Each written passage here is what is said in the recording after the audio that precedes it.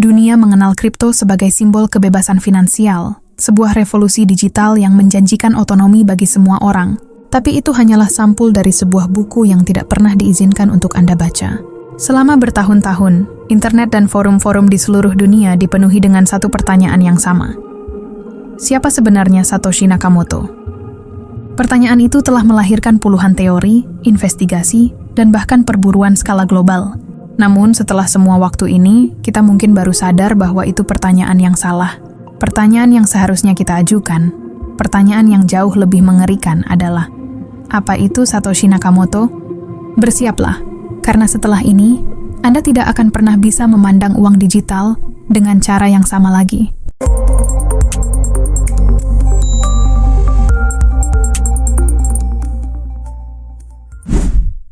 Kisah ini dimulai pada tahun 2008, di tengah krisis keuangan global yang meruntuhkan kepercayaan publik terhadap sistem perbankan tradisional.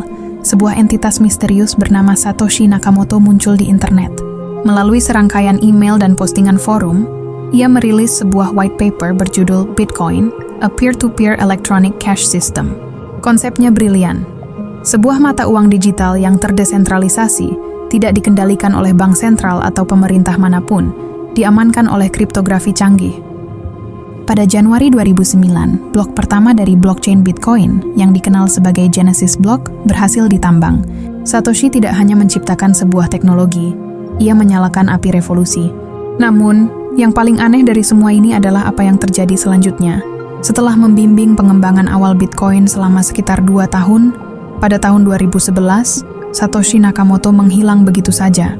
Ia lenyap tanpa jejak, memutuskan semua komunikasi dan menyerahkan kendali proyek kepada para pengembang awal.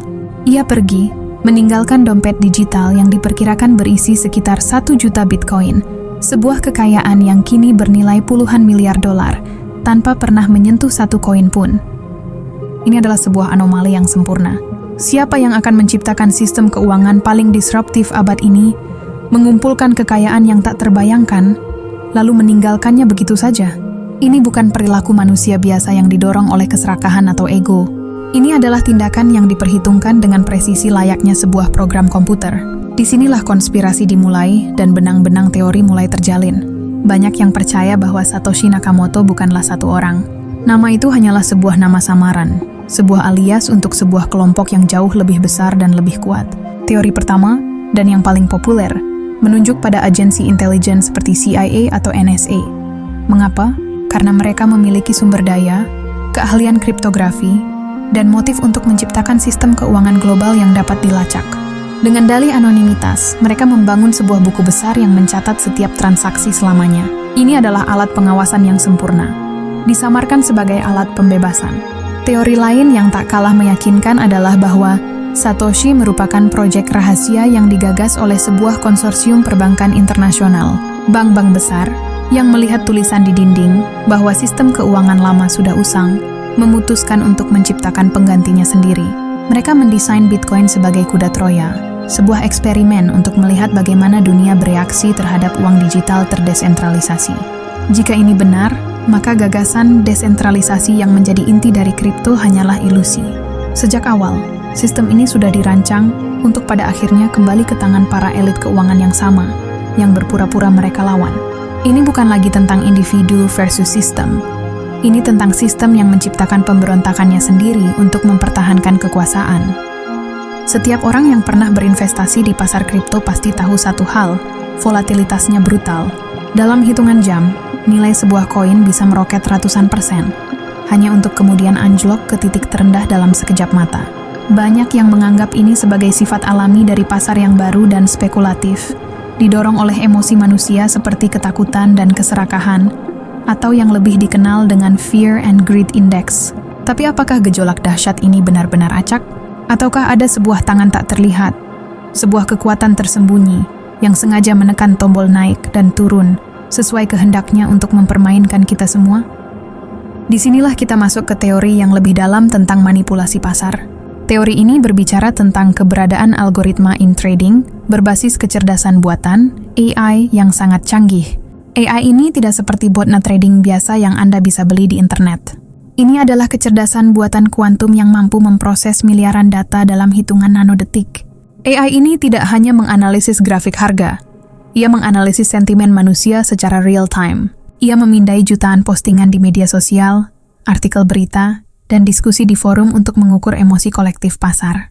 Ketika AI ini mendeteksi tingkat keserakahan yang tinggi, ia bisa memicu aksi jual besar-besaran dengan melepaskan sejumlah besar aset ke pasar, menciptakan efek domino kepanikan massal yang memaksa investor retail menjual rugi. Sebaliknya, ketika ia mendeteksi ketakutan ekstrem, ia bisa melakukan pembelian masif, menciptakan rally harga palsu atau yang sering disebut bull trap, memikat investor yang putus asa untuk kembali masuk sebelum menjatuhkan harga sekali lagi. Tujuannya bukan sekadar untuk menghasilkan keuntungan, tetapi untuk menguji batas psikologi manusia dan mengumpulkan data. Pasar kripto dalam skenario ini bukanlah sebuah arena perdagangan yang adil.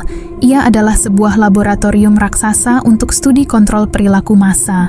Setiap keuntungan yang Anda dapatkan dan setiap kerugian yang Anda alami mungkin bukanlah hasil dari keputusan cerdas atau kebodohan Anda, melainkan hasil dari sebuah eksperimen yang sedang berjalan. Anda bukan seorang investor, Anda adalah subjek penelitian. Janji utama yang ditawarkan oleh kripto sejak awal adalah anonimitas dan privasi. Kemampuan untuk bertransaksi tanpa harus melalui perantara seperti bank, tanpa harus mengungkapkan identitas asli Anda. Namun ironisnya, teknologi yang mendasarinya, yaitu blockchain, pada dasarnya adalah buku besar publik yang paling transparan yang pernah ada. Setiap transaksi, dari yang pertama hingga yang terbaru, dicatat secara permanen dalam sebuah rantai yang tidak dapat diubah dan dapat dilihat oleh siapa saja di seluruh dunia. Sebuah sistem yang menjanjikan anonimitas, namun setiap jejak digitalnya dapat dilacak selamanya. Apakah ini sebuah paradoks yang tidak disengaja? Atau justru sebuah desain yang sangat brilian dan jahat? Disinilah teori paling gelap dan paling mengkhawatirkan muncul ke permukaan. Teori ini menyatakan bahwa Bitcoin dan seluruh ekosistem cryptocurrency hanyalah fase pertama, sebuah uji coba skala besar. Tujuannya adalah untuk membiasakan populasi global dengan konsep uang digital, untuk membuat kita nyaman dengan ide bahwa kekayaan kita bisa ada dalam bentuk kode di dunia maya, bukan lagi kertas di dompet atau angka di rekening bank. Kita diajari untuk percaya pada desentralisasi, pada kekuatan komunitas, dan pada janji kebebasan finansial. Semua ini dilakukan untuk mempersiapkan kita menghadapi babak berikutnya, babak terakhir dari permainan ini. Central Bank Digital Currencies atau CBDC. CBDC adalah versi digital dari mata uang fiat yang kita gunakan sehari-hari, seperti dolar, euro, atau rupiah, yang diterbitkan dan dikendalikan sepenuhnya oleh bank sentral pemerintah. Tidak seperti Bitcoin yang terdesentralisasi, CBDC akan menjadi bentuk uang yang paling tersentralisasi dalam sejarah manusia. Pemerintah tidak hanya akan tahu setiap transaksi yang Anda lakukan, tetapi mereka juga akan memiliki kemampuan untuk mengontrol uang Anda secara langsung. Bayangkan sebuah dunia di mana uang Anda memiliki tanggal kadaluarsa untuk mendorong pengeluaran. Bayangkan uang Anda bisa diprogram, sehingga hanya bisa digunakan untuk membeli barang-barang tertentu yang disetujui pemerintah. Dan yang paling mengerikan, bayangkan uang Anda bisa dimatikan dengan sekali klik jika Anda dianggap tidak patuh, jika Anda menyuarakan pendapat yang salah, atau jika Anda menghadiri protes yang tidak disukai penguasa. Kebebasan finansial Anda bisa lenyap dalam sekejap. Kripto, dengan segala janjinya, mungkin hanyalah umpan yang indah untuk menggiring kita semua ke dalam perangkap pengawasan digital terbesar yang pernah dirancang. Jadi, mari kita rangkum apa yang telah kita bongkar. Sebuah pencipta hantu yang identitasnya bisa jadi adalah sebuah agensi intelijen atau konsorsium perbankan. Sebuah pasar liar yang gejolaknya mungkin dikendalikan oleh algoritma AI super canggih sebagai laboratorium perilaku.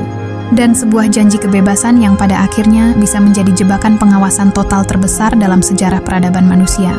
Gambarannya menjadi semakin jelas. Kripto mungkin bukan tentang membebaskan kita, melainkan tentang membangun penjara digital yang lebih canggih, di mana kita secara sukarela menyerahkan kunci sel kita sendiri. Pertanyaan terakhir bukanlah lagi siapa Satoshi, tetapi siapa yang sebenarnya diuntungkan dari semua ini. Jika uang digital memang adalah masa depan yang tak terhindarkan, siapa yang sebenarnya sedang membangun masa depan itu untuk kita? Dan apakah kita akan menjadi tuannya atau budaknya? Menurutmu, apakah ini semua hanyalah teori konspirasi liar, atau ada potongan kebenaran yang tersembunyi di dalamnya? Tulis pendapatmu di kolom komentar. Jangan lupa untuk like, share video ini, dan subscribe. Jika kamu ingin tahu lebih banyak misteri tersembunyi yang membentuk dunia kita.